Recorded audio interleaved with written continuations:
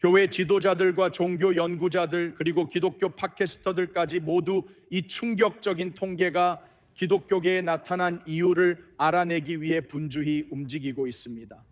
그들은 오늘날에만 이런 일이 벌어지고 있다라고 말합니다. 오늘날 기독교인들은 평균적으로 한 달에 1.5회만 예배에 참석하고 있습니다. 사람들은 한 달에 약 25% 정도만 교회에 나오고 있는 셈입니다. 리더들은 이 문제를 자신들의 독창성으로 해결하려고 애써왔습니다. 바쁜 일정에 맞추기 위해 예배 시간을 1시간 이하로 줄이려는 교회들도 있습니다. 타임스퀘어 교회에서는 예배가 1시간 안에 끝나지 않을 거라고 제가 장담할 수 있습니다. 그건 확실히 말씀드릴 수 있어요. 음식과 커피를 제공해서 교회에서 아침 식사를 할 수 있습니다. 더 큰 규모의 공연을 하고 엔터테인먼트 요소를 강화합니다. 흥미로운 점이 있습니다. 어느 연구자도 우리가 성령님을 필요로 한다고 말하지 않았습니다. 그 누구도 우리가 성령님을 다시 초대해야 한다고 말하지 않았습니다. 어제 저는 교회 참석률이 감소하는 10가지 이유에 대한 기사를 읽었습니다. 그 이유들은 문화, 자녀들, 온라인 환경 등이었어요. 그 10가지 이유 중 단 하나도 하나님이 더 이상 중심이 아니다라는 말은 없었습니다. 아무도 그렇게 말하지 않았어요. 그 수많은 전문가인 연구자들 중 누구도 우리는 다시 성령님이 필요하다는, 모두가 알고 있지만 말하지 않는 그 본질적인 문제를 지적하지 않았습니다. 제가 한 가지 상기시켜 드릴게요. 하나님의 임재 안에 있으면서 동시에 지루할 수는 없습니다. 하나님이 이곳에 계시다면 말씀드리지만 다른 누구도 필요 없습니다. 여러분, 저도 필요 없어요. 밴드도 필요 없고 찬양대도 필요 없습니다. 성령님이 계시지 않다면 문을 닫고 커튼을 내리세요. 왜냐하면 교회는 반드시 그래야 하니까요. 우리는 성령님의 임재가 반드시 필요합니다. 하나님이 오시면, 정말로 말씀드리지만 사람들이 올 거예요. 하나님이 오시면 사람들이 찾아올 것입니다. 1950년대의 위대한 부흥사 던컨 캠벨은 이렇게 말했습니다. 하나님의 나라는 교회가 사람들로 가득 차는 것으로 확장되는 것이 아니라 교회 안에 사람들이 하나님으로 충만해짐으로써 확장된다고요. 그래서 이 말씀이 저에게 리더로서 정말 큰 도전이 되었습니다. 기도에 관해 쓴 위대한 기독교 작가인 E.M. 바운즈는 이렇게 말했습니다. 오늘날 교회에 필요한 것은 더 많은 기계나 더 나은 기계, 새로운 조직이나 참신한 방법이 아니라 성령님께서 사용하실 수 있는 남자와 여자입니다. 기도하는 남자와 여자, 즉 기도에 능한 사람들입니다. 리더들이 우리가 무엇을 해야 할지 고민하고 있는 동안 우리에게는 성령님의 임재를 다시 한번 초대할 특별한 천국에서 보낸 리더들이 필요합니다. 왜 우리가 성령님을 초대하지 않겠습니까? 2021년 10월 10일은 저와 신디에게 매우 특별한 날이었습니다. 왜냐하면 이 강대상에서 제 인생에서 매우 특별한 두 분인 우리 총감독이신 카터 콜론 목사님께서 설교하셨고 RT 켄달 박사님께서도 함께 오셔서 임직 예배를 인도해 주셨기 때문입니다. 그리고 또 하나는 그날 RT 켄달 박사님께서 저와 신디에게 해주신 한 말씀이었습니다. 바로 이 한 문장이었습니다. 그분은 보혈을 존중하고 성령님을 존중하라고 말씀하셨습니다. 보혈을 존중하고 성령님을 존중하라. 여러분, 우리는 성령님을 존중해야 합니다. 자, 이제 잠시 마음을 단단히 먹으세요. 여러분은 왜 하나님께서, 왜 교회가 성령님을 필요로 하는지 아십니까? 여러분은 오늘날 우리가 왜 성령님 없이도 살아갈 수 있는지 아십니까? 그리고 우리가 성령님을 우리 가운데 가장 귀한 손님으로 모시지 않을 때 빠지게 되는 함정이 바로 이것입니다. 여러분, 저는 이것을 읽었습니다. 저는 모든 구절을 찾아봤습니다. 이걸 적어두었어요. 그리고 성경에서 이것을 찾았습니다. 그리고 저는 오늘 아침에 다시 읽고 손을 들어 성령님께서 하신 일에 대해 감사드렸습니다. 저는 성령님이 하시는 31가지 일을 읽기 시작했습니다. 신약 성경에서만 성령님은 31가지 일을 하십니다. 이런 건 원래 하면 안 되는 거 아는데요. 그래도 제가 여러분에게 31가지 전부를 읽어드릴게요. 자, 시작하겠습니다. 그러니까 휴대폰 준비하시고 계속 사진 찍으세요. 자, 갑니다. 휴대폰 준비할 시간 3초 드릴게요. 31가지입니다. 첫 번째, 성령님은 우리를 가르치십니다. 성령님은 말씀하세요. 그분은 나타내시고 지시하십니다. 성령님은 예수님을 증거하시고 우리를 위로하시고 우리를 채우시고 우리를 부르십니다. 성령님은 우리에게 힘을 주시고 우리를 위해 기도하시며 진리에 대해 증언하십니다. 그분은 기쁨을 가져다주고 자유를 가져다줍니다. 그분은 우리가 순종하도록 도우시고 우리를 변화시키십니다. 그분은 우리 안에 살고 계십니다. 성령님은 자유롭게 하시고 새롭게 하시고 우리 안에 열매를 맺게 하십니다. 그분은 우리에게 은사를 주십니다. 우리를 인도하시고 죄를 깨닫게 하시고 거룩하게 하시고 능력을 주시고 연합하게 하시고 인치시고 아버지께 나아갈 길을 주시고 기다릴 수 있게 해 주십니다. 그리고 그분은 마귀의 영과 악령을 쫓아내는 일에 참여하십니다. 우리에게는 성령님이 필요합니다. 무엇이죠, 여러분? 여러분, 그러니 어떻게 우리가 사람의 도구를 사용하여 성령님이 하실 수 있는 일을 더 낫게 할 수 있겠습니까? 저는 최신 기술을 따르는 것에 반대하는 것은 아니지만 그것에 의존하지는 않습니다. 우리는 의존하지 않아요. 저것이나 이것이나 어떤 것에도요, 우리는 최신 기술을 즐기지만 그것에 의존하지는 않습니다. 그들은 전력을 끌 수 있습니다. 미국의 전력망을 말이죠, 그들이 기술을 멈출 수는 있어도 하나님의 능력은 멈출 수 없습니다. 성령님의 능력 말입니다. 그래서 오늘 우리에게 성령님이 필요한 것입니다. 바울은 마무리합니다. 바울은 고린도서를 찬양으로 마무리하는데 저는 그걸 추측하려 했지만 틀렸을 겁니다. 그 다음에 뭐가 나올까요? 자, 오늘의 시험이 시작됩니다. 여러분도 저처럼 틀릴지 한번 보겠습니다. 화면에 띄우기 전에 저와 같이 생각하시는 분들이 있는지 확인하고 싶어요. 바울은 이 놀라운 고린도 전서와 후서를 마무리하면서 마지막 구절에서 찬양으로 끝맺습니다. 그리고 그는 성부, 성자, 성령으로 마무리합니다. 그리고 각각의 단어를 연관시킵니다.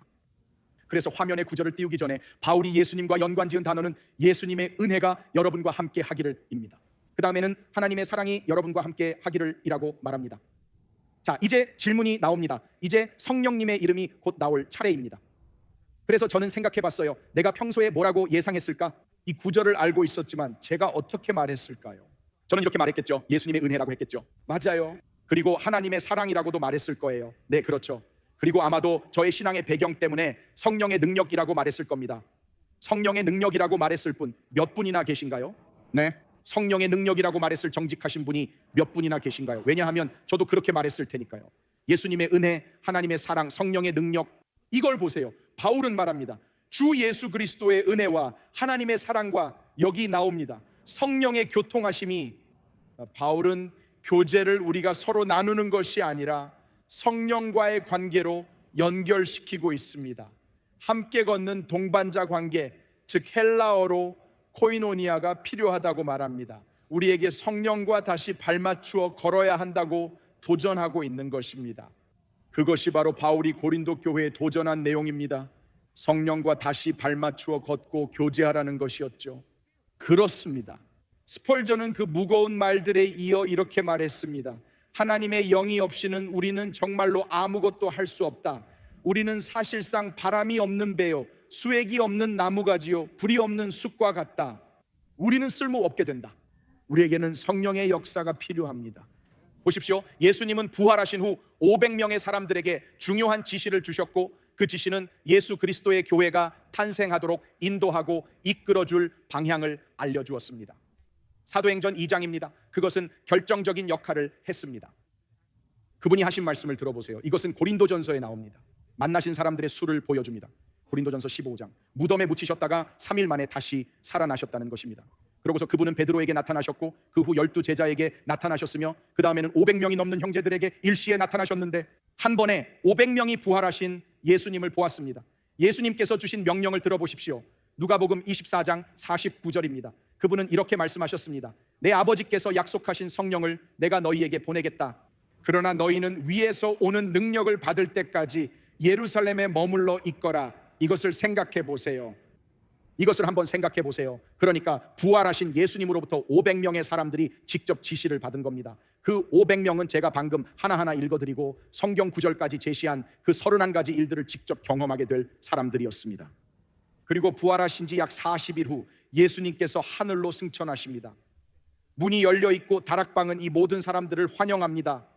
제 상상일 뿐이지만 그날 다락방에 500개의 의자가 준비되어 있었을지도 모르겠다는 생각이 듭니다. 그분이 500명에게 말씀하셨으니까요. 그들은 부활하신 예수님의 말씀을 들었습니다. 예루살렘에서 머물러 있거라, 능력이 임할 때까지 머물러 있으라고 하셨죠.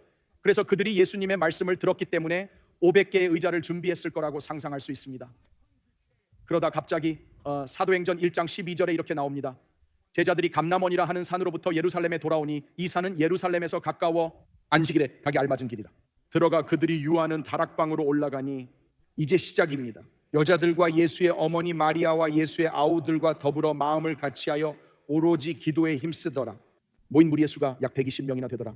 그때 베드로가 그 형제들 가운데 일어서서 이르되 저는 이 다락방에 대한 초대가 부활하신 예수님께서 나타나셨던 모든 사람들에게 열려 있었다는 느낌을 받았습니다.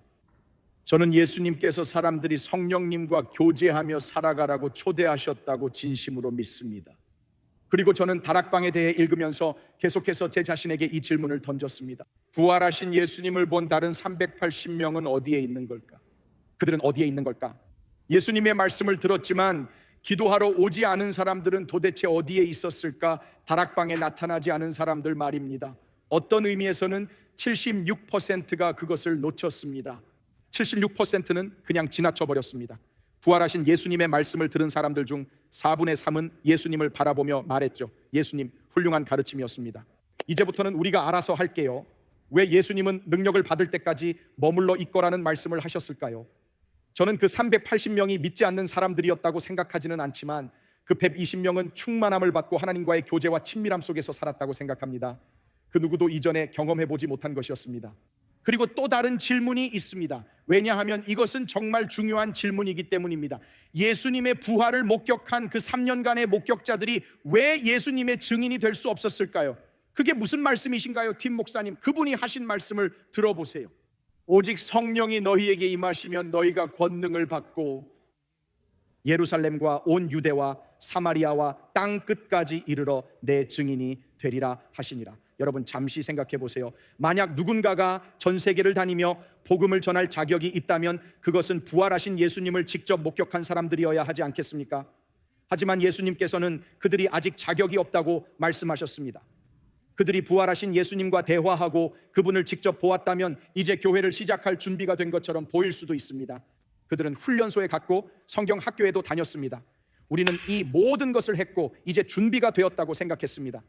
그들은 어떤 일을 하기 전에 성령을 기다리라는 말을 들었습니다. 그들은 예수님이 시신으로 계신 모습을 보았습니다. 그들은 예수님이 벽을 통과해 걸어오시는 것을 보았고 하늘로 승천하시는 것도 보았습니다. 만약 교회 웹사이트를 만들고 교회 인스타그램 계정을 열고 건물을 임대하고 큰 성경책과 명함을 준비할 자격이 있는 사람이 있다면 그것은 부활하신 예수님의 말씀을 들은 그 500명의 사람들이어야 했습니다. 그런데 예수님은 그들에게 말씀하셨습니다. 기다리렴. 아무것도 시작하지 마. 교회를 시작하지 말고 설교를 시작하지 말고 아무것도 시작하지 말렴. 성령의 능력이 너를 변화시킬 때까지 말이야. 여러분, 그 점에 대해 잠시 생각해 보세요. 예수님은 말씀하셨습니다. 너희는 모든 것을 보았지만 아직 성령을 받지 않았어. 500명이 메시지를 받았습니다. 그중 120명만이 성령 충만함을 받게 될 것이었습니다. 그리고 저는 계속해서 스스로에게 물었습니다. 나는 어느 그룹에 속했을까? 나는 어느 그룹에 나타났을까? 500명이 약속을 받았지만 단지 120명에게만 실제가 되었습니다. 500명이 유산을 받았지만 그것을 주장한 사람은 120명 뿐이었습니다. 이번 주에 한 사람과 대화를 나눴는데 우리가 회의를 마무리하던 중이었습니다. 이건 회의의 일부는 아니었지만 그가 그냥 툭 던지듯 말했어요. 그가 말하길 우리는 몰랐어요. 그들이 우리가 잘 알지 못하는 먼 친척이 돌아가셨고 유산이 남겨졌다고 말했어요. 그리고 이것이 그의 말입니다. 그가 말했어요. 이건 우리 인생을 바꿔놓을 거예요. 우리는 이런 일이 일어날 줄도 몰랐어요. 그가 말하길 사실 며칠 안에 그 돈이 우리 계좌에 들어올 거고 모든 것이 바뀔 거예요 라고 했습니다. 그가 말하길 그들의 죽음과 우리의 상속은 우리의 모든 것을 바꿀 거예요 라고 했습니다. 그리고 제가 생각한 건 오직 이것뿐이었어요. 예수님의 죽음, 부활, 그리고 승천은 우리에게 유산을 주었습니다. 우리에게 유산을 주었습니다. 그분은 말씀하셨습니다. 내가 부활했으니 너희에게 무언가를 줄 것이다. 유산을 줄 것이다. 그 사람이 저에게 말한 것처럼 그것은 모든 것을 바꿀 것입니다. 하지만 여러분 중 일부에게는 아직 그 유산이 계좌에 들어오지 않았습니다. 그리고 오늘 그것이 계좌에 들어올 것입니다. 오늘 하나님께서 무언가를 하시길 원하십니다. 저는 여러분이 하나님께서 주시려는 모든 것을 받기를 바랍니다. 우리가 디트로이트를 떠나기 직전에 디트로이트는 할리우드에 관심을 받았는데 그 이유는 엄청난 세금 감면 혜택을 제공했기 때문입니다. 할리우드가 그곳에서 영화를 촬영을 하면요, 그래서 수많은 영화들이 디트로이트에서 촬영되고 있었습니다. 그리고 저는 정말로 전혀 몰랐는데 언젠가 우리 동네 바로 저희 집 옆에서, 사실 저희가 살던 곳은 꽤 험한 동네였어요. 수많은 영화 촬영 트럭들이 몰려와서 저희 집 옆 이웃의 집에 세트를 설치하고 있었어요. 그래서 저는 와, 우리 집 바로 옆에서 영화를 찍는구나라고 생각했죠. 물론 이 영화가 오스카상을 받을 만한 작품은 아니었어요. 이전에 나온 끔찍한 영화의 후속작이었죠. 그들이 촬영하고 있던 영화의 제목은 SWAT2였습니다. 묻지 마세요. 하지만 저희 집이 영화의 한 장면에 나올 예정이었어요. 그래서 그들이 저희 집 문을 두드렸어요.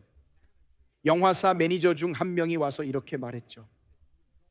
당신의 집이 영화에 나와야 할 것 같아요. 배우들이 당신의 집 앞에 서 있을 거예요. 왜냐하면 그 장면의 제목이 잘못된 집이거든요. 경찰이 저희 이웃집을 포위하지만 사실은 그 집은 잘못된 집인 거였죠. 이웃들이 저희 집에 사는 사람인 척하며 나오는 거였어요.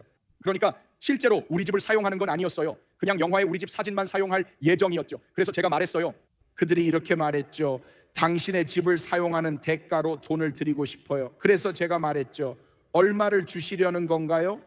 그때 저는 지금 이 시기에 주님이 주신 새로운 축복일지도 모르겠다고 생각했어요.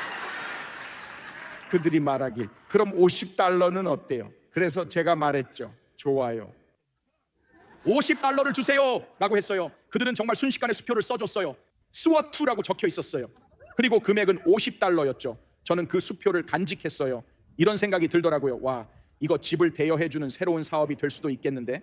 그날 밤 자정쯤에 그들이 영화를 촬영하고 있었어요. 제가 집 밖으로 나가자 그들이 말했어요. 와서 보세요. 당신의 집이 영화에 나와요. 그래서 저는 조감독 중 한 명과 얘기를 나누고 있었어요. 제가 말했어요. 저기요, 저희 이웃집에 제게 묻기도 전에 먼저 세팅하셨잖아요. 만약에 제가 거절했으면 어쩔 뻔했어요. 그리고 쓸 수 없다고 했으면요, 그가 말하길 그럼 더 많은 돈을 제안했을 거예요. 그래서 제가 물었죠. 얼마나 더 주셨을 건데요? 그들이 말하길 보통은 5천, 6천, 7천 달러까지 올려요. 그들이 말하길 당신은 우리가 협상해 본 사람 중에 가장 쉬운 사람이었어요. 당신은 너무 빨리 예라고 말씀했잖아요. 우리는 수표책을 꺼내면서 그냥 주머니에서 $50를 꺼내서 줄 수도 있다고 생각했어요. 그들이 말하길 이렇게 싼 가격에 협상한 사람은 처음이에요. 그리고 제가 속으로 생각한 건 이거였어요.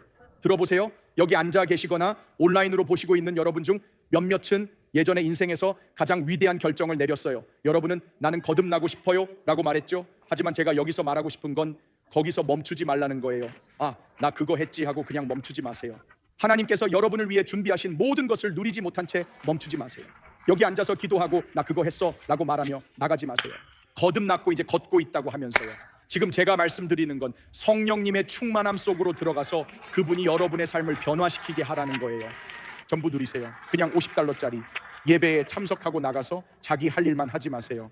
하나님, 저는 주님이 주시는 모든 것을 원합니다 라고 말하세요. 저는 전부 다 누리겠습니다. 하나님께서 제 삶을 위해 준비하신 모든 것을 원합니다. 위대한 기독교 작가 토저는 이렇게 말했습니다. 오늘날 교회에서 성령이 거두어져도 우리가 하는 일의 95%는 계속될 것이고 아무도 그 차이를 알아차리지 못할 것이다. 하나님, 우리를 도와주소서. 그런 일이 우리에게는 일어나지 않기를 바랍니다. 저는 여러분과 제가 그 120명의 일부가 되기를 바랍니다. 만약 하나님께서 우리를 어떤 체험으로 부르신다면, 만약 하나님께서 우리를 다락방으로 부르신다면, 만약 그분이 우리를 교제의 자리로 부르신다면 버림받은 그 교제, 그분과의 교제로요, 저는 원합니다. 우리는 능력을 원합니다. 우리는 모든 것을 원하지만 그분과 보조를 맞춰 걷는 교제만은 원하지 않습니다. 저는 그것을 원합니다. 사도행전 19장에 나오는 에베소의 초대교회는 오늘날 우리가 겪고 있는 문제에 직면했습니다. 저에게는 너무나 분명합니다, 여러분. 그리고 제가 생각하기에 우리가 반드시 기도해야 할 아주 중요한 부분이 있습니다. 사람들은 오늘날 교회를 경험했지만 성령님은 경험하지 못했습니다. 주일은 경험했지만 천국의 선물은 경험하지 못했습니다.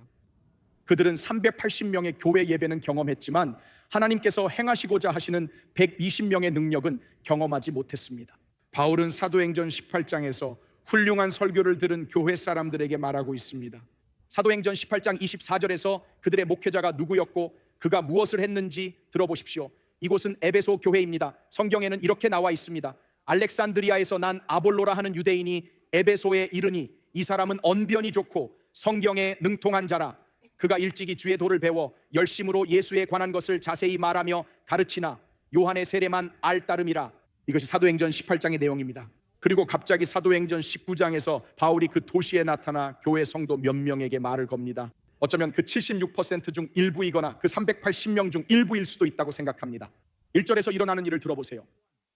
아볼로가 고린도에 있을 때에 바울이 윗지방으로 다녀 에베소에 와서 어떤 제자들을 만나 이르되 너희가 믿을 때에 성령을 받았느냐 이르되 그는 그들에게 마치 50달러 수표를 현금화했는지 묻는 것처럼 말하고 있습니다. 너희가 믿을 때에 성령을 받았느냐? 이 장면을 보세요. 이르되 아니라 우리는 성령이 계심도 듣지 못하였노라. 여러분, 우리 19장 1절로 다시 돌아가 봅시다. 그가 누구에게 말하고 있는지 보세요. 그리고 그는 어떤 사람들을 만났습니다. 거기 뭐라고 되어 있죠? 제자들. 그는 이제 막 온 초신자들에게 말하고 있는 게 아닙니다. 제자들에게 묻습니다. 너희가 믿을 때에 성령을 받았느냐? 이르되 아니라 우리는 성령이 계심도 듣지 못하였노라. 여러분, 듣지 못하였다고 합니다. 여러분, 이것을 생각해 보세요. 성경을 열정적으로 정확하게 가르치고 성령을 놓치는 목회자가 있다는 것은 정말 큰 문제입니다. 에베소 교회의 목회자는 성령을 알리지 않아 제자들에게 큰 손해를 끼쳤습니다. 그래서 우리는 예수님의 보혈을 존중해야 하고 성령님을 존중해야 합니다. 이것은 우리에게 매우 중요합니다. 우리가 그것을 이해하는 것이 중요합니다. 이 부분에 대해 자세히 다루지는 않겠지만 우리가 성령의 역사를 이해하는 것이 얼마나 중요한지를 보여드리고 싶습니다. 여러분이 공부하실 때 이 부분을 빠르게 짚고 넘어가겠습니다. 제가 여러분께 한 가지만 말씀드릴게요. 성령님이나 성경 안에 어떤 부분과 같은 큰 주제를 공부하실 때 제가 여러분을 좀 도와드리고 싶습니다. 여러분이 주님 안에서 새신자이든 주님과 함께 오랫동안 걸어온 분이든 여기에 중요한 포인트가 있습니다. 저에게 큰 도움이 되었던 성경 공부 방법 중 하나는 최초 언급의 법칙 또는 최초 사용의 법칙이라고 불리는 것입니다. 이게 무슨 뜻이냐면 성경 공부를 시작할 때 가장 좋은 방법은 그 단어나 주제가 성경에서 처음으로 사용된 부분을 찾아보는 것입니다. 성경에서 그 단어가 처음 언급된 부분을 찾아보는 거죠. 그래서 여러분이 성령님에 대해 공부하고 그 여정을 시작하려 한다면 가장 좋은 출발점 중 하나는 처음 언급된 곳이 어딘지를 찾아보는 겁니다. 그분이든 그들이든 혹은 어떤 주제든 간에 말이죠. 그리고 자, 여러분 준비되셨나요?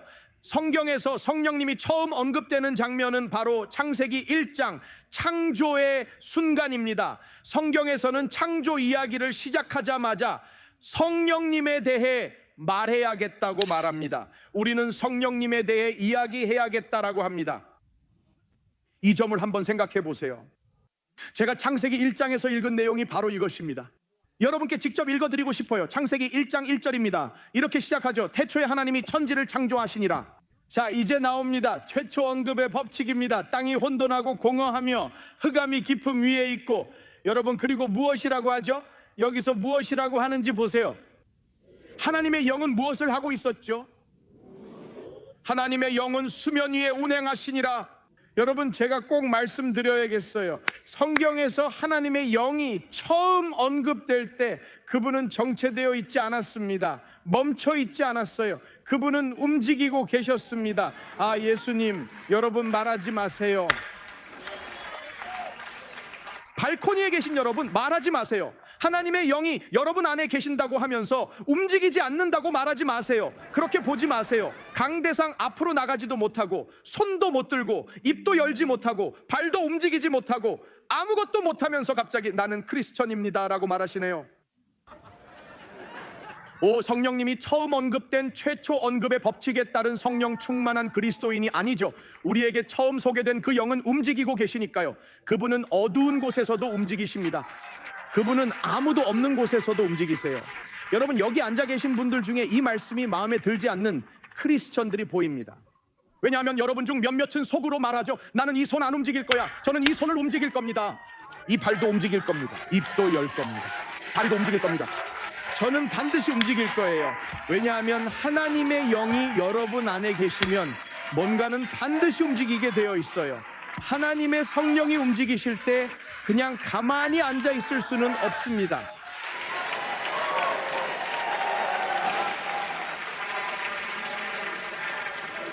할렐루야. 온라인으로 보고 계신 분들, 필리핀이나 스리랑카에서 보고 계신다면 조금이라도 몸을 움직여 보세요.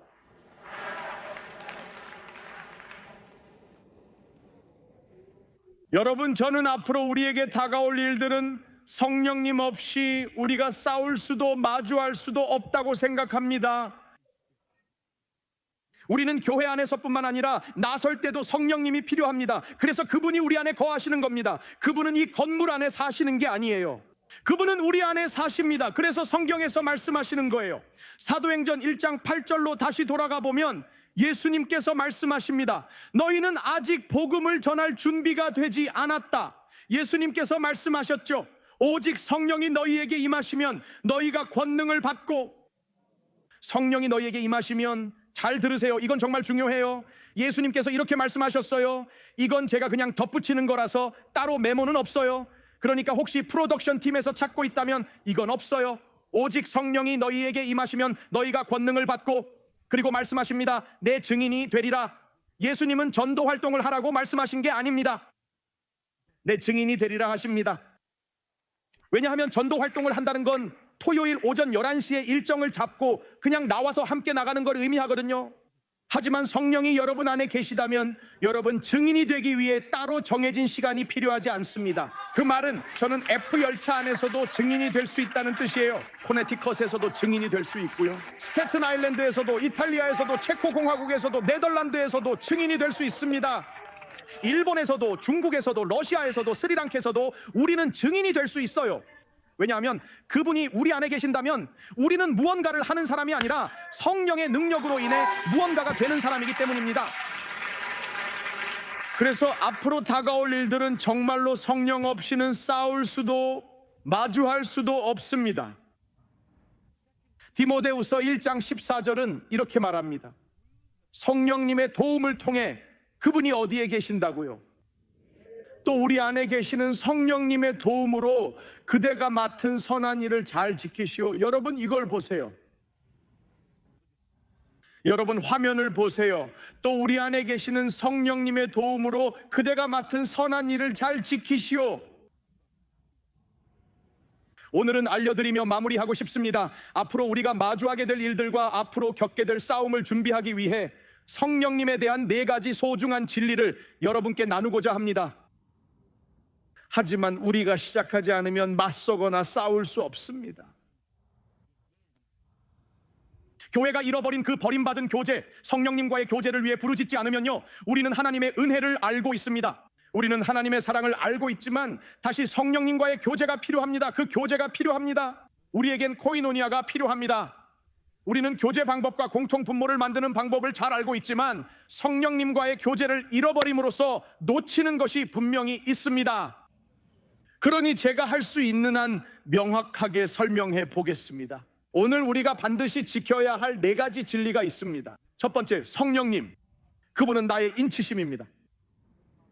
이 부분을 설명드리고 성경 말씀도 함께 나누겠습니다. 에베소서 1장 13절입니다. 그 안에서 너희도 진리의 말씀, 곧 너희 구원의 복음을 듣고 그 안에서 또한 믿어. 여기서 중요한 부분이 나옵니다. 무엇을 받았느냐?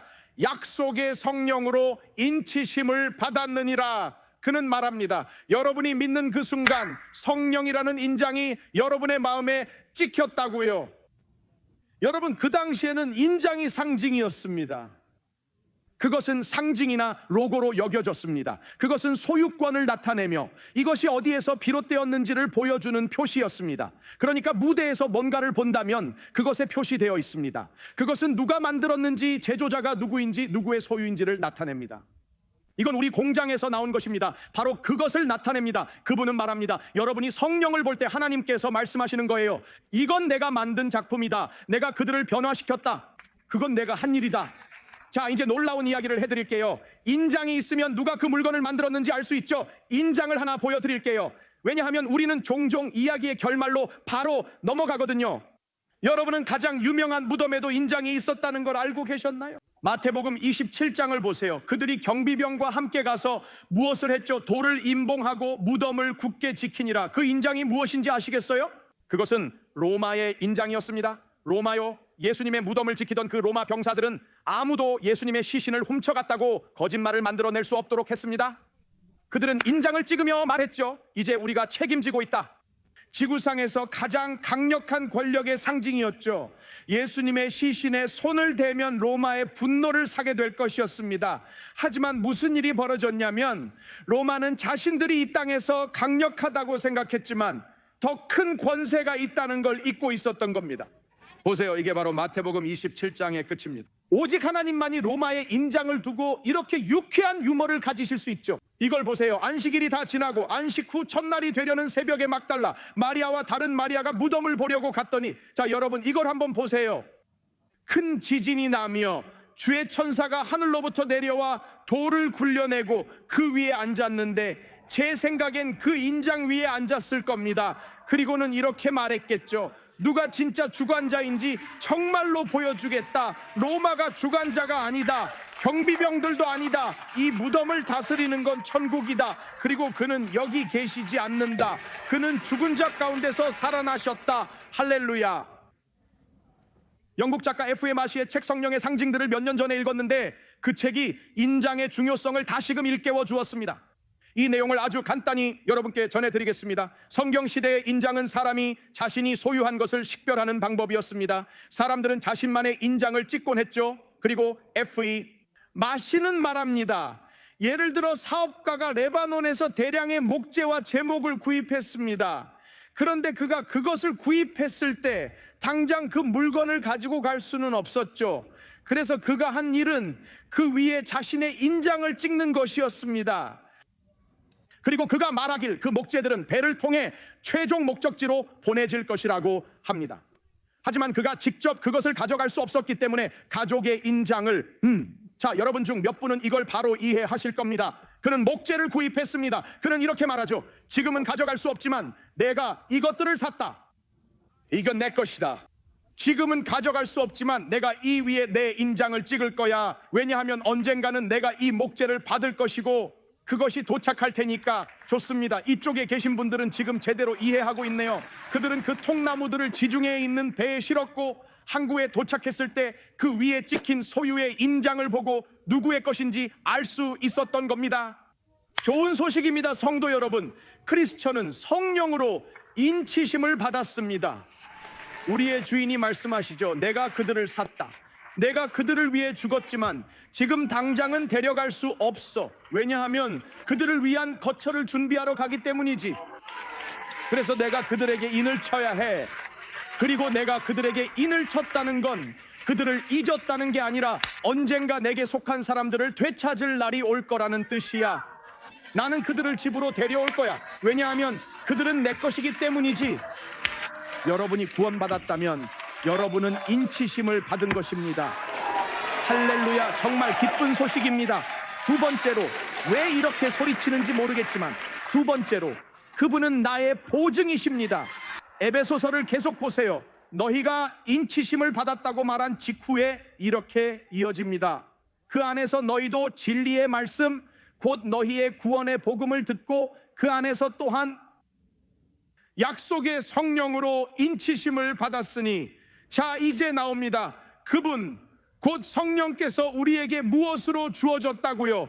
이는 우리 기업의 보증이 되사 그 얻으신 것을 속량하시고 그의 영광을 찬송하게 하려 하심이라. 할렐루야. 보증입니다. 그건 선금이에요. 여기서 제 나이를 좀 드러내 볼게요. 제가 어렸을 때는 사람들이 빚을 질 수 없었어요. 왜냐하면 신용카드를 만들 수 없었거든요. 하지만 우리는 다른 방법을 썼습니다. 우리 9세대 사람들은요. 왜냐하면 요즘 세대는 그냥 신용카드를 툭 내밀고 빚을 쌓아가잖아요. 우리는 다른 걸 했어요. 그걸 레이어웨이라고 불렀습니다. 레이어웨이 기억하시는 분 계신가요? 레이어웨이 해보신 분? 어떤 물건을 보고 나는 이걸 살 형편이 안 돼. 하지만 $20를 먼저 걸어둘 거야 라고 생각했죠. 나는 2주마다 월급을 받아 $20씩 더 낼 거야. 사실 다 갚을 때쯤이면 그게 유행이 지났다는 거예요. 그때쯤 생각하죠. 내 A4 재킷 드디어 샀다. 진짜 멋질 거야. 그런데 그걸 손에 넣었을 땐 세상은 이미 다음 유행으로 넘어갔죠. 여러분이 그걸 살 만큼 돈을 모았을 때쯤이면요. 하지만 중요한 건 이거예요. 여러분이 그 $20를 걸어두는 순간 아무도 못 건드려요. 그것이 여러분을 기다리고 있기 때문에 매번 가게에 가도 걱정이 없었죠. 예전에는 사고 싶은데 돈이 없으면 그 옷을 다른 섹션 뒤에 몰래 숨겨두곤 했잖아요. 저는 지금 진실을 말하고 있어요. 여기는 교회잖아요. 진실을 말해야죠. 여러분도 그랬잖아요. 솔직히 말해봐요. 여기는 교회입니다. 해보신 분 손 들어보세요. 레이어웨이를 했던 사람들이 돈이 없을 때 똑같이 물건을 다른 섹션에 숨겨두곤 했죠. 아무도 못 찾게 말이에요. 그리고 다시 올 때마다 아직 거기 있는지 그 섹션을 슬쩍 확인했죠. 하지만 레이어웨이로 예약해두면 그 순간부터는 아무도 손댈 수 없었어요. 이미 여러분에게 약속된 거였으니까요. 자, 이제 정말 놀라운 얘기를 해드릴게요. 바인의 사전에서 말하길, 그리스어로 된 바인의 사전에서는 이 보증이라는 단어가 훨씬 더 깊은 의미를 가지고 있다고 합니다. 이렇게 설명되어 있습니다. 그 보증이라는 단어가 그리스어로는 준비되셨나요? 약혼 반지를 의미한다고 합니다. 그게 바로 그 단어의 의미예요. 즉 여러분은 약혼 반지를 받은 거예요. 이렇게 말해 볼게요. 여러분, 제가 깨달았을 때 신디가 제가 결혼하고 평생을 함께하고 인생을 나누고 싶은 사람이라는 걸 알았을 때 말입니다. 그리고 이제 곧 27주년을 맞이하는데 그 시간들은 제 인생에서 가장 큰 기쁨입니다. 그래요, 제 인생에서 가장 큰 기쁨이죠. 그녀와 함께하는 것은 큰 기쁨이에요. 저는 뉴욕시에서 그녀에게 청혼하고 싶었어요. 그래서 계획을 세웠죠, 여러분. 그녀는 전혀 몰랐어요. 왜냐하면 저는 하나님 앞에 한 가지 결심을 했거든요. 제가 결혼할 사람에게 반지를 끼워주기 전까지 키스도 하지 않고 사랑한다는 말도 하지 않겠다고요. 주머니에 반지를 넣고 있었죠. 제가 그녀를 데려갔어요. 솔직히 여기 싱글인 남성분들 제대로 하려면 더 분발해야 해요. 그녀는 전혀 눈치채지 못했어요. 저는 그녀를 태버놓은 더 그린 레스토랑으로 데려갔죠.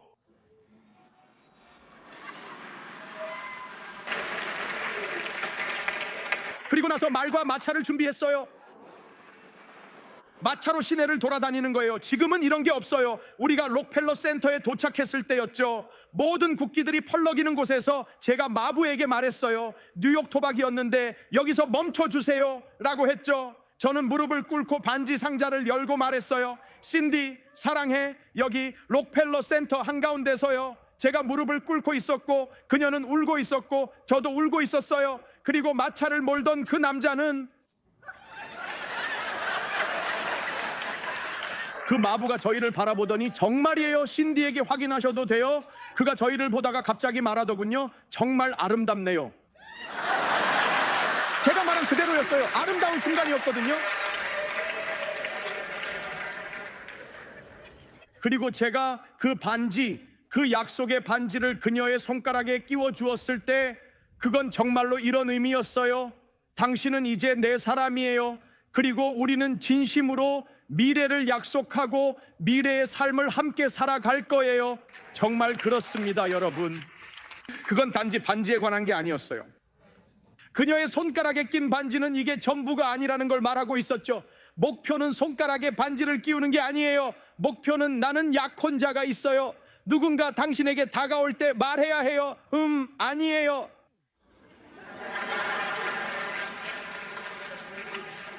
저도 어떤 기분인지 알아요. 교회에서 싱글로 앉아 기다리며 이렇게 말하죠. 제발 왼손 좀 들어줘요.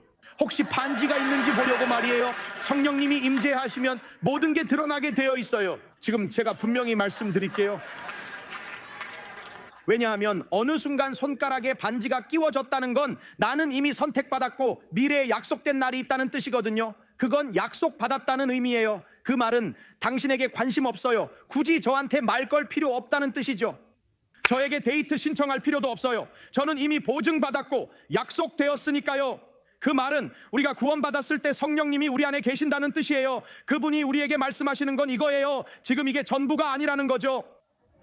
그분은 지금 장소가 준비 중이며 여러분이 가게 될 결혼식과 혼인잔치가 있다고 말씀하세요. 그분이 우리에게 전하신 메시지는 당신이 약속을 할 때 성령님께서 약속하신다는 거예요. 이 반지에 안주하지 마세요. 교회의 휴거라고 불리는 날짜가 정해져 있고 그날의 신랑 되신 주님이 신부를 집으로 데려가실 것이기 때문입니다. 그 날짜는 이미 정해졌고 내 안에 계신 성령님은 계속 상기시켜요. 이 땅에 안주하지 말라고요. 최고의 순간은 아직 오지 않았으니까요. 할렐루야, 할렐루야. 세 번째로, 그분은 나의 보혜사입니다. 그분은 나의 위로자이십니다. 내가 아버지께 구하겠으니 그가 또 다른 보혜사를 너희에게 주사 영원토록 너희와 함께 있게 하시리니. 저는 위로자라는 단어를 좋아하지 않습니다. 그래서 다른 번역본들을 좋아해요. 위로자라는 단어를 들으면 엄마가 생각나거든요. 이불 위에 발 올리면 안 돼. 이불 위에서 자면 안 돼. 하지만 여기서 말하는 단어는 그런 의미가 아니에요. 보혜사 또는 파라칼레오라는 단어는 가까이에서 함께 걷는다는 의미입니다. 하지만 여기서 정말 놀라운 건 이 단어가 단순히 교제를 위해 함께 걷는 의미만이 아니었다는 겁니다. 이 단어는 교제보다 한 걸음 더 나아가는 의미를 담고 있었습니다. 이것은 싸움을 의미하는 단어였습니다. 이것은 이런 단어였습니다. 이것은 군사 용어로 사용되었습니다. 고든 달비의 책에서 그는 보혜사 혹은 파라클레토스라는 단어에 대해 말하면서 예수님께서 성령을 그렇게 부르셨을 때 그렇게 사용하는 그리스어 단어 중 하나가 고대 전사들이 사용하던 용어였다고 말합니다. 그는 그리스 병사들이 전투에 나갈 때 2명씩 짝을 지어 나갔다고 말합니다. 그래서 적이 공격해 오면 그들은 서로 등을 맞대고 싸우는 전투 방식을 사용했다고 말합니다. 왜냐하면 뒤에서 다가오는 적은 당신이 볼 수 없지만 만약 당신 옆에 병사가 있다면 그는 당신이 보지 못하는 적과 싸울 수 있었기 때문입니다. 그러니까 당신이 전혀 보지 못하는 것들까지도 함께 싸워주는 동료 군인이 있었던 겁니다. 그는 말하길 당신이 성령님과 교제하며 걸어갈 때 성령님은 당신이 전혀 알지 못하는 것들과 싸워주신다고 해요. 그래서 그분이 여러분의 보혜사가 되실 때 저는 제가 눈으로 보는 문제들만으로도 이미 충분히 벅찹니다. 그 말에 아멘 하실 분 계신가요? 이미 충분히 많습니다. 저는 제 뒤에서 저를 치려고 만들어지고 있는 연장들, 그런 것들까지는 생각할 겨를이 없어요. 하지만 잘 들으세요. 저는 저를 치려고 어떤 것이 제조되고 있는지 다 알 필요는 없어요. 제가 알아야 할 건 단 하나, 저는 성령님과 등을 맞대고 있다는 사실이에요. 저는 보혜사를 모시고 있습니다. 그분은 제가 전혀 알지 못하는 것들, 심지어 저를 향해 다가오는 것들까지도 대신 싸워주십니다. 그게 바로 성령님이 하시는 일이에요. 이 이야기는 제가 몇 년이 지나서야 비로소 나눌 수 있었던 이야기입니다. 우리 가족과 함께 겪었던 싸움이었는데 저는 그 싸움이 벌어지고 있는 줄도 몰랐어요. 우리가 디트로이트를 떠나기 직전 제 사무실에 한 청년이 앉아 있었어요. 그는 교회에서 정말 잘 섬기던 친구였는데 어느 날 죄의 영역이 드러나서 제가 그를 직분해서 물러나게 해야 했습니다. 그리고 그는 저에게 엄청난 원망을 품게 되었어요. 제가 그를 직책에서 물러나게 하면서 말했거든요. 이곳은 네 교회이긴 하지만 지금 일어나고 있는 일들 때문에 하나님께서 너 안에서 역사하시기 전까지는 이곳에서 계속 섬길 수는 없어. 그는 저를 너무나 원망한 나머지 결국 교회를 떠났습니다. 그리고 제가 떠나려던 그때 그 청년이 제 사무실에 나타났어요. 수년 동안 보지 못했던 친구였는데 들어오더니 제 책상 위에 뭔가를 올려놓더군요. 그건 꼬아 만든 술 장식이었어요. 그가 말하길 이걸 드리고 싶어요. 하나님께서 목사님을 위해 당신이 알지도 못하는 일들을 위해 싸우고 계신다는 걸 항상 기억하시길 바랍니다. 그건 그가 육군 레인저를 졸업할 때 받은 술 장식이었어요. 그는 특수부대 출신이었습니다. 그리고 그는 말했죠. 이걸 목사님이 가지셨으면 좋겠어요. 저는 지금도 그걸 가지고 있습니다. 그 청년이 제게 준 물건을 상자에 담아 보관하고 있어요. 그는 꼭 들려줄 이야기가 있다고 했어요. 그가 말하길 목사님께 정말 화가 나 있었어요. 여러분, 우리나라에서 일어났던 일과 계속해서 일어나고 있는 일을 생각해 보세요. 정말 끔찍하죠. 텍사스에서 있었던 그 참혹한 총격 사건처럼요. 5명의 가족이 처형당하듯 살해당한 그 사건 말입니다. 몇 년이 지난 후에야 이것이 얼마나 현실적인 일인지, 그리고 우리에게 성령님의 위로가 얼마나 필요한지 깨달았습니다. 그리고 그는 저를 바라보며 이렇게 말했습니다. 목사님, 꼭 말씀드리고 싶은 게 있어요. 목사님이 저를 사역에서 제외시킨 후에 무슨 일이 있었는지 아세요? 저는 목사님께 너무나도 분노했어요. 그가 말하길 집에 돌아가서 군복을 전부 꺼내 입었어요. 그리고 군에서 사용하던 모든 무기들, 돌격소총까지 전부 꺼냈죠. 그걸 전부 챙기고 있었어요. 목사님과 목사님 가족을 죽이려고 목사님 집으로 가려고 했어요. 여러분, 이건 그가 한 말이에요. 저는 물었어요. 지금은 하나님과의 관계가 회복됐죠? 지금은 하나님을 위해 살고 있는 거죠? 그가 네, 그래서 이 이야기를 하는 거예요. 저는 알겠어요 라고 했죠. 제 손은 전화기 위에 있었어요. 거의 911을 누를 뻔했죠. 그리고 저는 그의 말을 계속 듣고 있었어요. 그가 말하길 저는 군용 전투복을 입고 돌격소총까지 들고 목사님 집으로 가는 길이었어요. 목사님이 어디 사는지도 알고 있었죠. 그리고 그는 말했어요. 정말입니다. 제가 말씀드리는 거예요. 여러분, 이걸 꼭 기억하셔야 합니다. 저는 교회 안에 여러 문제와 싸우고 있었어요. 저쪽에서 무슨 일이 벌어지고 있는지 전혀 몰랐죠. 하지만 저에게는 보혜사가 있었어요. 걱정하지 마, 이건 내가 맡을게라고 말씀해 주시는 위로자가 계셨죠. 그래서 저는 교회를 어떻게 목회해야 할지 배우고 아이 넷을 키우고 최고의 남편이자 목사가 되기 위해 노력하는 중이었어요. 여러분, 그것만으로도 이미 큰 싸움이었죠. 아이 넷이요, 4명의 아이요. 제 아이들이 이렇게 하네요.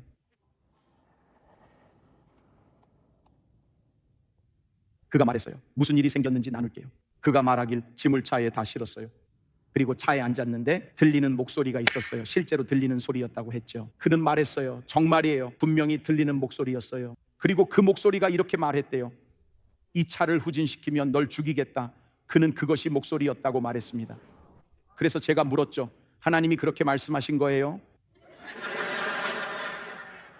그는 말했어요. 그래요. 분명히 들었어요. 후진하고 진입로를 벗어나면 널 죽이겠다라고요. 그가 말했어요. 팀 목사님, 그게 너무 현실 같아서 저는 울기 시작했고 회개했어요. 그는 이렇게 말했어요.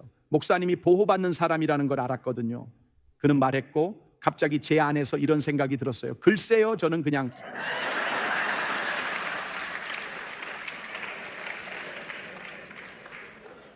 제가 생각한 건 단 하나였어요. 성령님, 제가 알지도 못하는 전쟁을 대신 싸워주셔서 감사합니다. 여러분, 제가 한 가지 말씀드릴게요. 저는 인치심을 받았고 보증을 받았으며 제 편에서 일하시는 보혜사가 함께 계십니다. 이제 마무리하겠습니다. 밴드가 올라오고 마지막으로 한 가지만 더 말씀드릴게요. 4번째입니다. 성령님은 나를 돕는 자입니다. 로마서 8장 26절에 이렇게 말합니다. 여러분 보세요.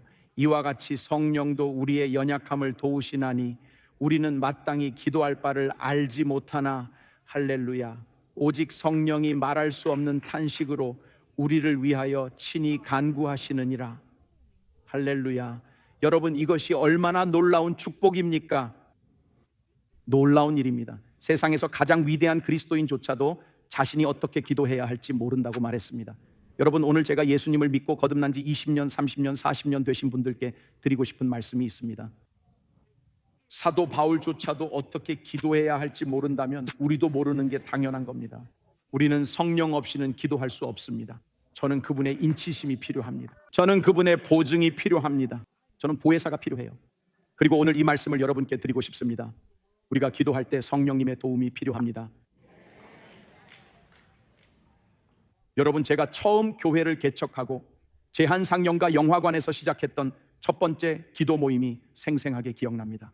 그때 정말로 5명이 있었고 그중 2분은 기도의 용사인 자매님들이었습니다. 그리고 한 남자는 기도는 안 하고 그냥 성경책만 읽었죠. 그는 항상 나타나서 성경책만 읽었습니다. 그리고 일주일에 한 번씩 귀신 들린 사람이 나타났죠. 그 기도 모임에는 2명의 기도하는 자매님들, 성경 읽는 사람, 저, 그리고 귀신 들린 사람이 있었습니다. 기도 모임은 계속 그렇게 진행됐어요. 기도 모임이었어요. 정말 끔찍했죠. 우리는 이런 기도 모임에 가고 싶지 않을 거예요. 그러던 어느 날 밤 그 기도의 용사 자매님들이 거리에서 얻어맞고 갈비뼈 3개가 부러진 남자를 데려왔습니다. 그리고는 말하더군요. 그 자매님들은 말했어요. 우리 이 사람의 치유를 위해 기도하자고요. 그래서 제가 말했죠. 이 기도 모임이 어떤지 보셨어요? 제가 말했어요. 이 사람은 귀신 들렸고 저 사람은 기도도 안 하고 그냥 성경만 읽어요. 저랑 자매님들밖에 없잖아요. 그러니까 그게 우리에게 있는 전부였어요. 그가 말하더군요. 기도합시다. 기도합시다. 그는 길거리에서 얻어맞았어요. 그 남자는 병원에서 막 퇴원했는데 갈비뼈가 3개나 부러졌고 우리에게 치유 기도를 부탁했어요. 그리고 저는 정말로 속으로 생각했죠. 난 이런 거 잘 못하는데 모르겠어. 무슨 기도를 해야 할지 모르겠어. 저는 그냥 여기서 살아남으려고 애쓰고 있었어요. 그리고 그때 로마서 8장 26절이 전혀 떠오르지 않았어요. 저는 기도하는 법을 모르지만 성령께서 도와주실 것이라고 생각조차 할 수 없었어요. 그리고 기억나는 건 그 남자를 바라보며 그냥 이런 식으로 기도했어요. 이게 하나님의 뜻이라면 이분을 낫게 해주세요. 그건 마치 하나님 탓으로 돌리는 것과 같죠. 이렇게 말하는 거죠. 하나님의 뜻이 아니라면 그럼 이건, 여러분, 제가 말씀드리자면 저는 40년 넘게 사역을 해왔는데 이렇게 생각하게 되었어요. 와, 이제야 바울이 그 나쁜 소식을 알려주는구나. 저는 기도하는 법을 모릅니다. 하지만 좋은 소식은 이것입니다. 하나님께서는 우리가 기도만 하면 우리의 연약한 말들을 받으셔서 우리가 상상도 못할 만큼 크게 사용하실 수 있어요. 김 목사님, 그걸 어떻게 아세요? 자, 이제 나옵니다. 여러분, 이제 나와요. 여러분, 바울이 계속해서 그게 어떻게 일어나는지를 우리에게 설명해 줍니다. 에베소서 3장 20절입니다. 화면을 보세요. 우리 가운데서 역사하시는 능력대로 우리가 구하거나 생각하는 모든 것에 더 넘치도록 능히 하실 이에게. 할렐루야. 바울이 말한 건 이거예요. 그냥 뭐라도 말해보세요. 무엇이든 말해보세요. 성령님께서 그걸 정확하게 전달해 주실 수 있어요. 여러분이 해야 할 건 사실 기도를 제대로 할 수 없다는 걸 인정하는 거예요. 기도는 성령님께서 하시는 겁니다. 여러분, 제가 말씀드릴게요. 오늘 여기 계신 분들 중에 거듭난 지 10분밖에 안 됐어도 하나님께 기도할 수 있습니다. 왜냐하면 우리가 어떻게 기도해야 할지 몰라도 성령님께서 여러분의 보증이자 인치심이며 보혜사이신 그분께서 이건 내가 맡을게라고 말씀하시기 때문입니다. 그래서 저는 엉망진창인 기도를 드렸어요. 주님의 뜻이라면 뭔가 해주세요. 그게 다였어요. 저는 말했어요. 좋아요. 다시 기도 모임으로 돌아갑시다. 갑자기 그 남자가 이러는 거예요. 다 나았어요. 저는 아니, 그렇지 않다고 했죠. 당신이 나았을 리가 없어요. 그건 제대로 된 기도도 아니었어요. 어떻게 그 기도로 나았다는 거죠? 그가 말하길 아니에요. 그러더니 붕대를 막 벗기기 시작하면서 여기를 때려보세요. 다 나았어요 라고 하는 거예요. 그 순간 제 머릿속에 든 생각은 이러다 나 판사 주디쇼에 나가겠네였어요. 이 사람을 때리면 절대 안 돼요. 그 순간 제 머릿속에 떠오른 생각은 하나님, 저의 그 보잘것없는 말들을 사용하셔서 제가 상상하거나 구할 수 있는 것 이상으로 역사하셨군요. 하나님, 주님이 도와주셨어요. 주님이 도와주셨네요. 하나님, 주님은 그것을 어떻게 하는지 아시는 분이세요. 그래서 저는 항상 토마스 키팅의 이 말을 마음에 새기고 살아왔습니다. 기도에서 실패하는 유일한 방법은 기도의 자리에 나타나지 않는 것이라고 말합니다. 기도하세요. 아무 말이나 하세요. 기도하시는 분은 그분이세요. 그분이 기도하고 계신 거예요. 그분이 우리를 위해 기도하고 있어요. 그리고 만약 그게 맞지 않으면 그분은 문법 교정기와 같습니다. 그분은 편집자처럼 말씀하시죠. 내가 그 말들을 고쳐줄게, 제대로 전달할 수 있도록. 왜냐하면 우리는 매번 완벽하게 말할 수 없기 때문이에요. 엘리야가 하나님께 나아갔을 때는 어땠나요? 저를 죽여주십시오. 저는 마지막 선지자입니다. 저를 죽여주세요. 성령님께서 이렇게 말하셨을 겁니다. 아니요, 아니요, 아니요. 죽이라는 게 아니에요. 그는 지금 너무 힘들어요. 이세벨이라는 여인에게 쫓기고 있으니까요. 그래서 그가 말하고 싶었던 것은, 그런데 하나님이 어떻게 하셨는지 아세요? 하나님은 그에게 떡을 구워주시고 휴식을 주셨어요. 성령님은 말씀하셨어요. 죽여달라는 게 아니라 떡을 달라고 한 거예요. 그러니까 지금은 그에게 떡 좀 주세요. 그게 바로 그가 여기서 말하고 싶었던 거예요. 여러분, 제가 말씀드리지만 마치 성령님이 편집자처럼 등장해서 그건 그런 뜻이 아니라고 말씀하는 거예요. 그래서 우리가 기도할 때 성령님이 꼭 필요합니다. 감사하게도 하나님은 그런 기도들을 편집해 주십니다. 그분은 편집하는 법을 아세요. 갑자기 당신이 여기 나타나서 그를 너무 사랑해, 결혼하고 싶어요 라고 말하죠. 성령님께서 말하세요. 아니에요, 그 사람이 아니에요. 그저 외롭다고 말하는 거예요. 그 사람은 맞는 사람이 아니에요. 그냥 데이트를 해본 지 오래돼서 그런 거예요. 아니에요, 그 사람이 아니에요. 어떤 사람이 하나님께 울부짖으며 하나님, 당신이 미워요 라고 외칠 때도 성령님께서 오셔서 말씀하십니다. 아니에요, 아니에요, 지금 당장 하나님을 이해하지 못해서 그런 거예요. 그들은 그냥 약간 답답한 거예요. 어떤 여성들은 울면서 말하죠. 남편이 필요해요, 시간이 얼마 없어요. 성령님께서 말하죠. 아니에요, 사실 예수님과 사랑에 빠져야 한다는 뜻이에요. 예수님, 그들은 당신을 더 사랑해야 한다라고 말하고 있는 거예요. 여러분 중에는 하나님, 돈이 필요해요 라고 울부짖는 분도 있을 거예요. 성령님께서 말씀하시죠. 아니에요, 아니에요. 그 말은 가진 것을 더 잘 관리해야 한다는 뜻이에요. 11조 드리는 걸 두려워했기 때문입니다. 하나님, 그 사람이 죽어도 상관없어요 라고 말하죠. 그러면 성령님께서 말씀하십니다. 아니에요, 그 말의 진짜 의미는 그들을 용서할 수 있도록 도와달라는 거예요. 그들이 상처를 주었고 이제 사랑하는 법을 배워야 해요. 하나님, 왜 뉴욕시에는 이렇게 차가 많은 거죠? 성령님께서 말씀하세요. 그들이 지금 이 상황 속에서 인내하도록 도와주시는 하나님께 감사드린다고 말하는 거예요. 누군가는 이렇게 말할 겁니다. 이 결혼 이제 끝이야. 그러면 성령님께서 말씀하세요. 그리스도께서 교회를 사랑하시는 것처럼 아내를 사랑하는 것이 필요하다는 뜻이에요. 그들이 말하는 건 정말로 끝내고 싶다는 게 아니에요. 그 사랑이 필요하다는 거예요. 여러분, 제가 말씀드리는데요, 기도할 때 하나님께서 우리의 말을 편집하세요. 어떤 분들은 이렇게 말할 수 있어요. 기도하는 법을 몰라요. 제가 여러분을 도와드리고 싶습니다. 어떻게 말하느냐는 사실 중요하지 않아요. 하나님께서 편집해 주십니다. 오늘 여러분의 인생을 바꿀 수 있는 단 하나의 기도가 있습니다.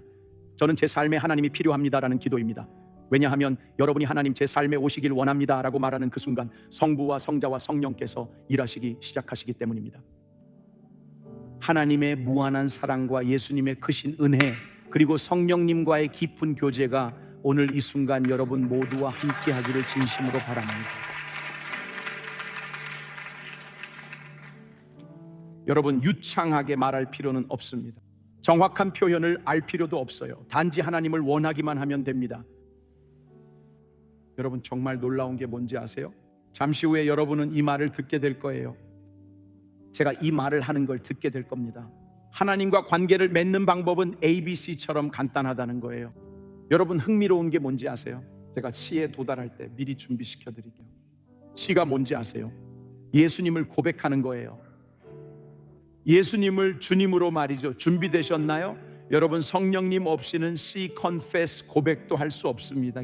어떻게 그런 말을 할 수 있냐고요?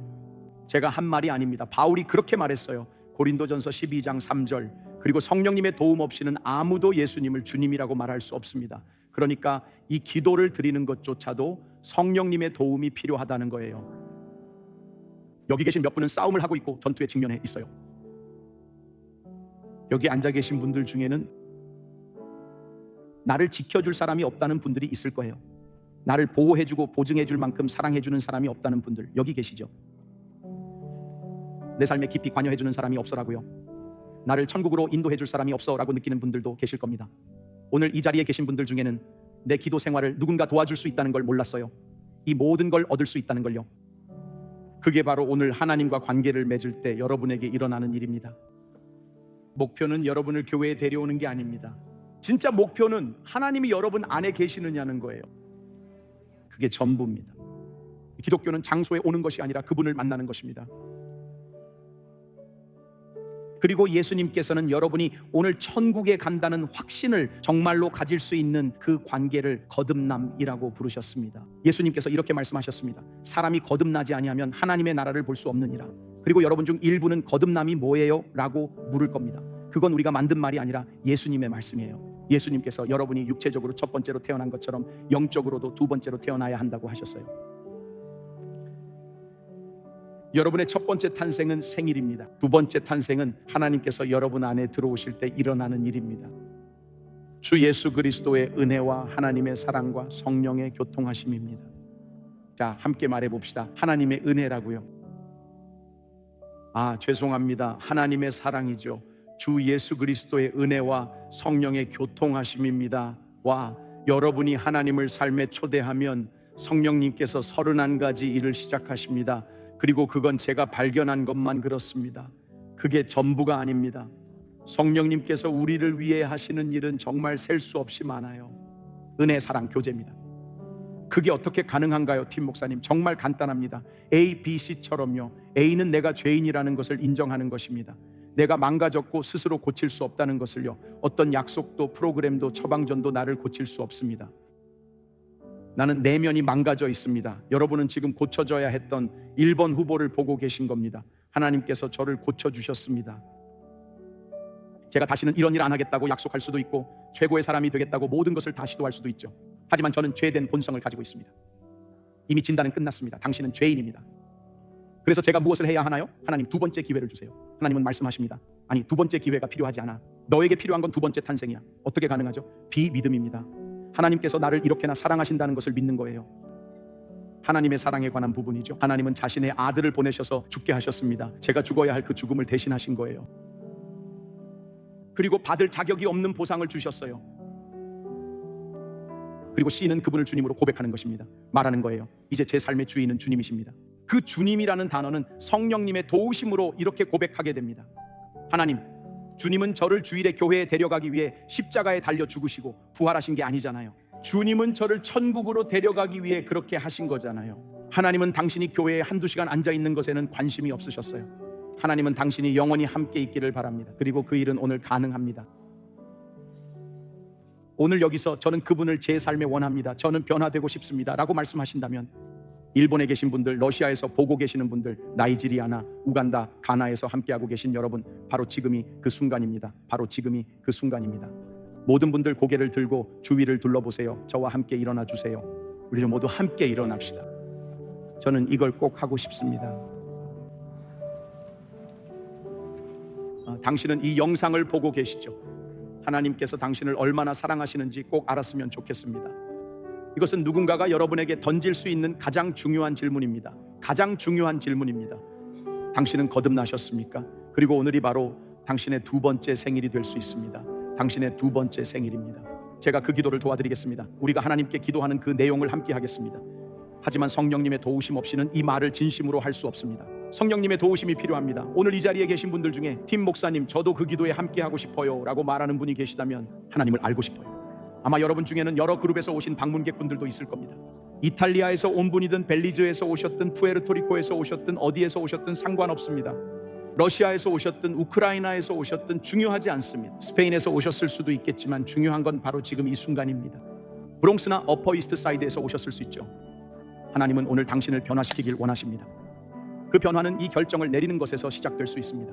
저는 거듭나고 싶습니다. 여러분이 오늘 이 자리에 계시다면 주위를 둘러보며 고개를 들고 서로를 바라보세요. 결정의 장소입니다. 지금 이 순간 성령님께서 역사하고 계십니다. 오늘 여기서 말한다면 팀 목사님, 저는 오늘 하나님과 함께하는 여정을 시작하고 싶습니다. 거듭나고 싶습니다. 하나님이 제 삶에 들어와 변화시켜 주시길 원합니다. 저는 팀 목사님처럼 $50 수표에서 멈추지 않을 겁니다. 저는 하나님께서 제게 주시고자 하는 모든 것을 원합니다. 오늘 저는 전부를 걸겠습니다. 제 삶에 하나님이 계시길 바라요. 기도에 저도 포함해 주세요 라고 하신다면 우리 함께 그 기도를 드릴 거예요. 여러분이 망설임 없이 저도 그 기도에 함께 하고 싶습니다 라고 생각하신다면, 저도 그 기도에 참여하고 싶어요 라고 하신다면 발코니 1층 별관 그리고 전 세계에서 그게 여러분이라면 그 기도에 포함되길 원해요. 저는 하나님께 온전히 드리길 원해요. 하나님과 관계를 맺고 싶습니다. 손을 가능한 한 최대한 높이 드세요. 그게 여러분이라면 이 손들을 보세요. 계속 손을 들고 계세요. 이곳에 있는 모든 손들을 보고 싶습니다. 여러분이 보입니다. 다 봤습니다. 이쪽 전체도 다 봤어요. 저쪽 전체도요. 저쪽 전체도요. 감사합니다. 발코니 쪽도요. 감사합니다. 감사해요. 저 뒤쪽도요. 저 구석도요. 감사합니다. 별관도요. 전 세계 어디에서든지요. 자, 갑시다. 하나님께 감사드립시다. 하나님께 감사드립시다. 이제 성령님의 도우심으로 함께 기도하겠습니다. 함께 이 기도를 드립시다. 자, 성도 여러분 모두 함께 말해보세요. 사랑하는 주 예수님, 저는 주님이 하나님의 아들이심을 믿습니다. 저는 십자가 위에서 제 죄와 수치 그리고 죄책감을 짊어지시고 죽으셨음을 믿습니다. 당신은 제가 지옥에 가지 않아도 되도록 저를 위해 지옥을 마주하셨습니다. 주님은 죽음을 이기시고 부활하셔서 저에게 천국에서의 거처와 지상에서의 목적 그리고 당신의 아버지와의 관계를 주셨습니다. 오늘 주 예수님, 저는 제 죄에서 돌이켜 거듭나기를 원합니다. 자, 이제 저와 함께 이렇게 말해보세요. 하나님은 나의 아버지이십니다. 예수님은 나의 구세주이십니다. 좋습니다. 이제 잠깐 멈춰보세요. 제가 새로운 내용을 좀 추가하려고 합니다. 성령님은 나의 보혜사이십니다. 성령님은 나의 보증이십니다. 성령님은 나의 인치심이십니다. 그리고 성령님은 항상 나와 함께 하십니다. 이제 천국은 나의 집입니다. 예수님의 이름으로 기도드리며 모두가 아멘이라고 말했습니다.